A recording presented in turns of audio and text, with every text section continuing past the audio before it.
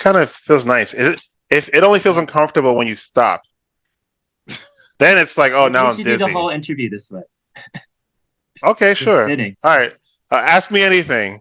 People will probably be able to tell my type as soon as this video starts. Hey everybody, we have a special guest on my show. His name is Reggie, and he has this really excellent YouTube channel in which he invites people to sing. He goes to different cities around the world. People come up and he invites everyone, so long as people feel like they feel comfortable to sing. So welcome to the show. Thank you so much. I appreciate it. Don't worry. But I will eventually stop. But I am kind of feeling this. I have momentum right now. You know what I'm saying? yes, So literally. something about stopping makes me feel like I don't want to do it. Because as soon as you stop spinning, you start feeling dizzy. But this is really nice. I'm sorry. Please continue. Yes, so Reggie, I've just interviewed him on my other channel, so be sure to check that out, in which we talk more about his work with his music. So here we're going to And I was not spinning. Sorry, go ahead. And he's not spinning, so you have the non-spinning version of him. And then we'll have like many parallel universe versions of Reggie, like one where he is just like he's walking on the ceiling too, as well. And one where I'm a white guy with long, rock and roll hair. Yes, and one where he is Asian with a blue and white shirt like this one. Yeah, I'll be saying Japabwe to everybody like I'm Taiwanese. So Reggie, Okay. Reggie is really interested in typology, and I met Reggie through Mercer. So Mercer also has this really great YouTube channel you should check out. When I first met Reggie, I thought he's an ENFP. To me, he has like an intellectual vibe, but Reggie says differently. So go ahead, Reggie, tell us your type. All right. I can't tell you my type without putting in the thumbnail bottle right here. All right. So my type is ESFP. I got diagnosed at 18 years old. Yeah. No. I took a test, and yeah, like I said, I felt well as you talked about in the other interview, which you should check out that one, by the way. I felt validated and acknowledged for my natural tendencies, and yeah, it definitely boosted my confidence a lot too. And what's funny is I listened to another ESFP description. I'll send it to you, where it described the ESFP in such a heroic way that it was kind of life changing. To be honest, I listened to this one yesterday, and the thing is, I kind of go back and forth between wanting to be not that type. Not to say that I want to change my type, but I just have a lot of INTJ tendencies, and I want to be robotic at times and super super intellectual and super systematic and things like that, and super future focused, but just can't keep it up for that long, man. Just can't keep it up. It always just fades, and sometimes I would tell myself, "Oh, you failed. You're no good." But like your natural tendencies are something that you can really hone and be great at. It's just cool to be how you are in many ways. Can you tell us more about like what about being an ESFP? What about that type you resonate with? I would just say being in the moment. It's what's funny. I confuse myself.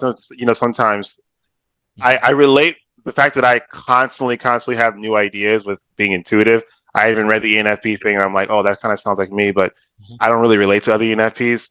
I think the reason why I think about so many ideas is because I'm always primed to do something, and the ideas that I come up with are always things that I want to do immediately, like right away.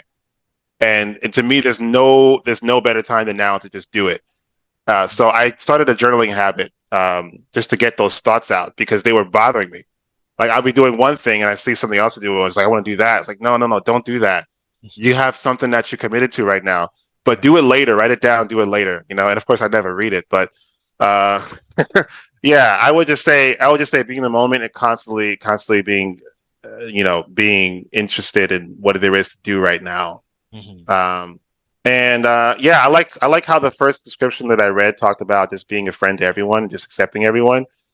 I think that it does.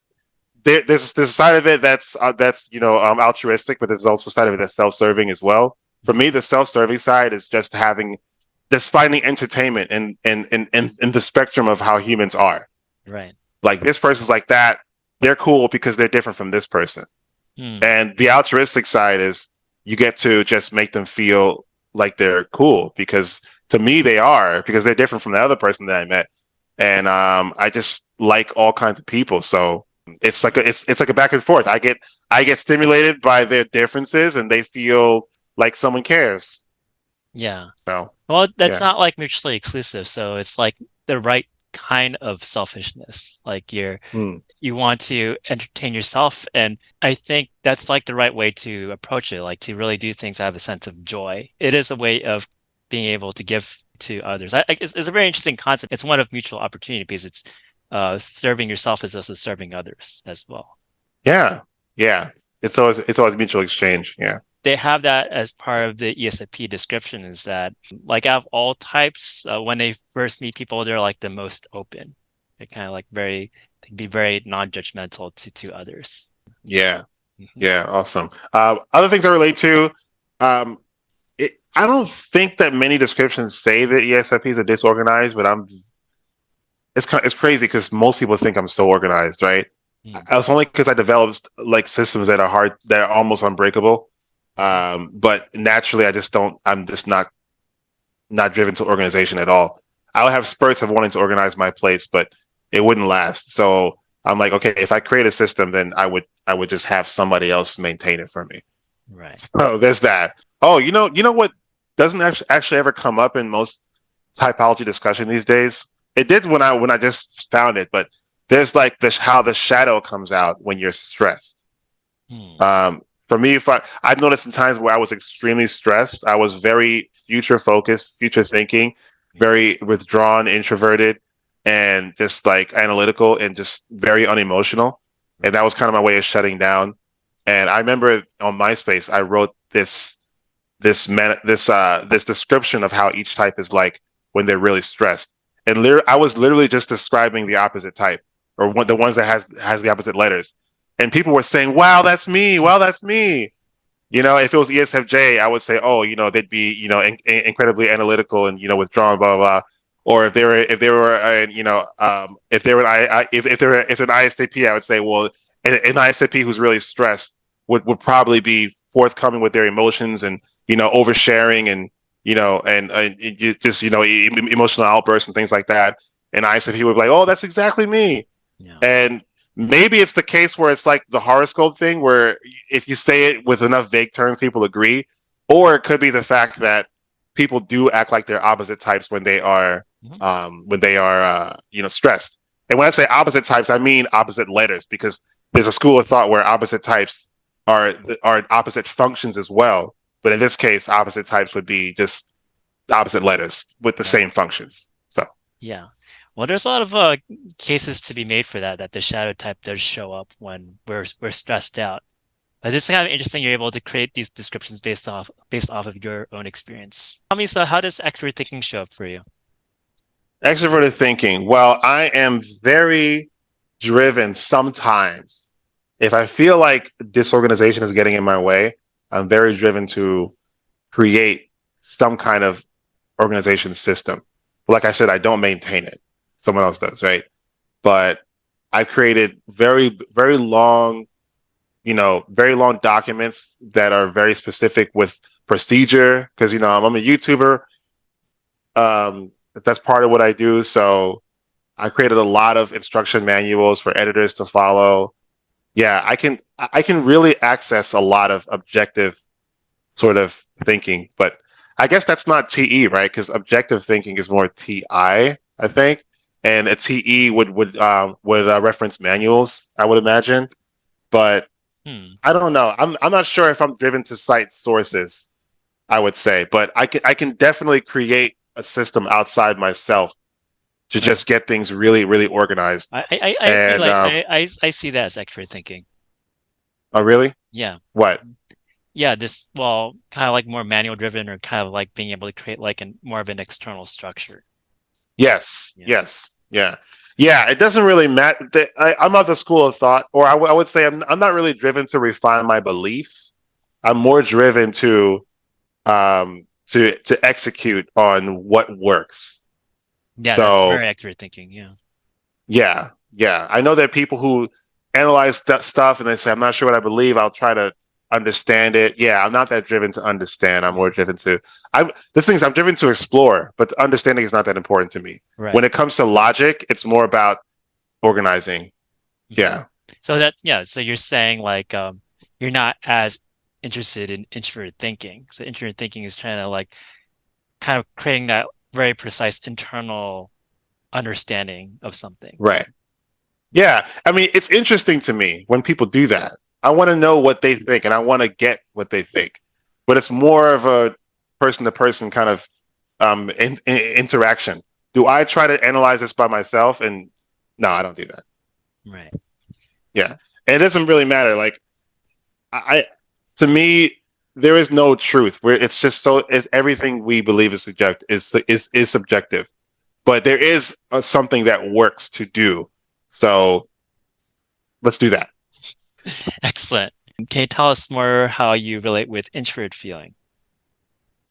Introverted feeling, yeah, I think I have pretty illogical values, Mhm. and I don't want to be questioned on them because I don't care about the questions. I'd rather just like there's a sense of wanting to know who I am and Right. wanting to know what I stand for. And that's something that's something I analyze for sure. Like not the truth about the matter. It's more about how does it really make me feel. Mm. You know, I think in describing this, I'm kind of playing into the description of introverted feeling. If I were objectively speaking that I didn't know about introverted feeling, I might say things that are more extroverted feeling stuff. And you know what? That's funny because I would say the way that I try to understand people and their motives, to me, kind of aligns with extroverted feeling. Um, Yeah. in a way, Yeah. but They I say wouldn't necessarily. in the system ESFPs and also ENFPs as well, they're very strong at extrovert feeling, but it's kind of more of a secret gift that they have. Even though they Hmm. value introvert feeling, they're actually still pretty strong at extrovert feeling. Yeah, yeah.